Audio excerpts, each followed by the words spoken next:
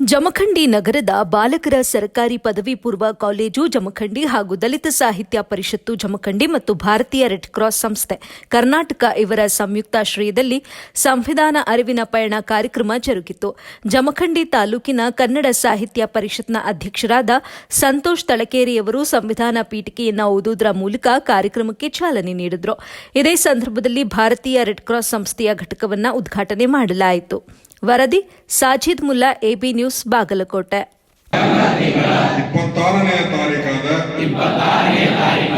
ಈ ದಿವಸ ಈ ಮೂಲಕ ಈ ಸಂವಿಧಾನವನ್ನು ಅಂಗೀಕರಿಸಿ ಅಧಿನಿಯಮಿಸಿ ಅರ್ಪಿಸಿಕೊಂಡಿದ್ದೇವೆ.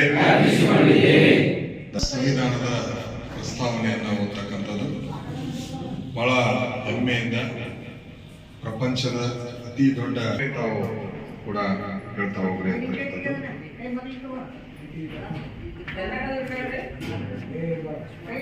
ಭಾರತದ ಜನಗಳಾದ ನಾವು ಭಾರತವನ್ನು ಒಂದು ಸಾರ್ವಭೌಮ ಸಮಾಜವಾದಿ ದೊರೆಯುವಂತೆ ಮಾಡಲು ಮತ್ತು ವ್ಯಕ್ತಿ ಗೌರವವನ್ನು ರಾಷ್ಟ್ರದ ಏಕತೆಯನ್ನು ಹಾಗೂ ಅಖಂಡತೆಯನ್ನು ಸುನಿಶ್ಚಿತಗೊಳಿಸಿ ಅವರಲ್ಲಿ ಮಾತೃಭಾವನೆಯನ್ನು ವೃದ್ಧಿಗೊಳಿಸಲು ಶ್ರದ್ಧಾಪೂರ್ವಕ ಸಂಕಲ್ಪ ಮಾಡಿದವರ ಈ ಒಂದು ಕಾರ್ಯಕ್ರಮದ ಮೂಲಕ ಕೇಳ್ತಾ ಇದ್ದಾರೆ. ಏನು ಸಂವಿಧಾನದ ಅರಿವು? ಮೇಡಮ್ ಅವರು ಹೇಳಿದರು, ಸಂವಿಧಾನದ ಪುಸ್ತಕವನ್ನು ಅಲ್ಲಿ ಅನಾವರಣ ಮಾಡಿದ್ದಾರೆ. ಆ ಪುಸ್ತಕ ನೋಡಿದ್ರೆ ಬಹಳ ದೊಡ್ಡದಿದೆ.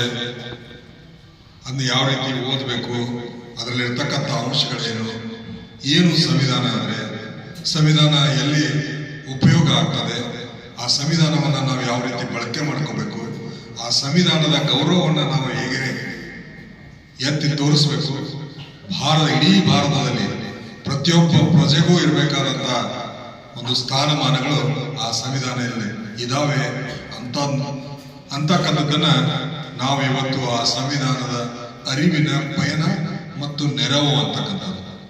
ನೆರವು ಕೂಡ ಹೌದು.